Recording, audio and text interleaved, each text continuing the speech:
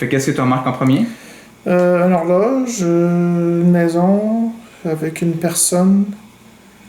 Euh, la maison, je vois qu'il y a une cheminée où il y a de la fumée qui sort. Ensuite, il semble avoir un balcon bleu, puis le ciel est plutôt ouvert avec un gazon gris. Est-ce que tu trouves ça beau? Oui, original.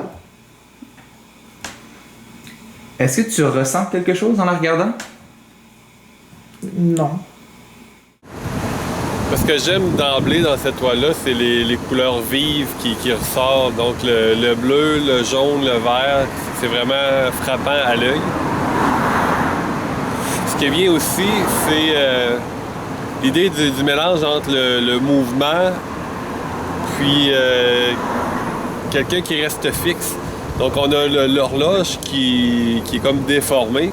C'est hyper intéressant de voir que la personne fixe est dans l'horloge. Donc on peut se poser la question pourquoi, puis on suppose que la question du temps est vraiment importante. Le titre de l'œuvre, c'est Et si l'ennui était bénéfique? Et si l'ennui était bénéfique? Maintenant, tu sais le titre, est-ce que tu comprends mieux ce que la toile pourrait vouloir dire? Oui. Donc, selon toi, qu'est-ce que ça veut dire?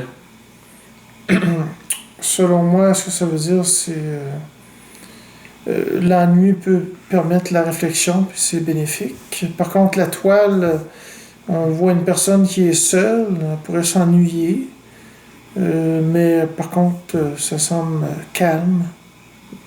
Puis l'horloge, c'est le temps qui passe. Puis lorsqu'on voit le titre, et si l'ennui était bénéfique, ben moi ça me fait penser à une citation qui disait que l'ennui c'est un luxe. Lorsqu'on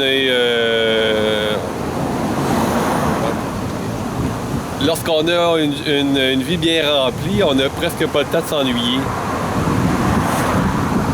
Donc lorsque on a le temps de s'ennuyer, ben c'est un luxe. Puis oui, je pense l'ennui est bénéfique parce qu'on pense à des choses qu'on ne penserait pas autrement.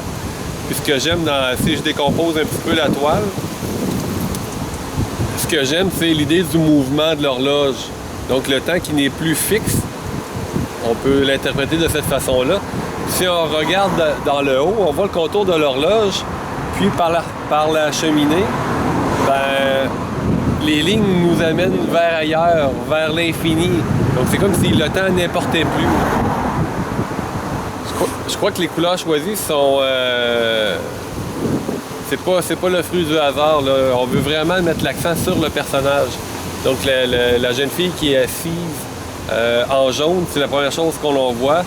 Le contraste avec le bleu, ce sont des couleurs vives, donc ça renvoie pas au... Donc le choix du jaune sur bleu, c'est pas quelque chose qui est triste. Donc on sent pas que la personne qui est assise dans la maison, elle est triste. Elle est plutôt passive, oui, mais pas triste.